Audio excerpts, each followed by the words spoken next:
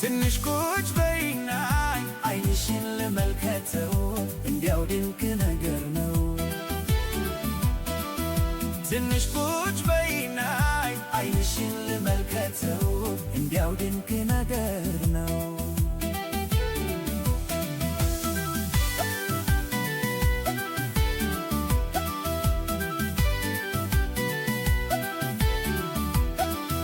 የምትቸኩይ ትመስያለሽ አትቸኩይ ቀስ በይ ቁጭ በይ አውሪኝና እንዴት እንደምሆንልሽ ታያለሽ እንዲያው ድንቅ ነገር ነው።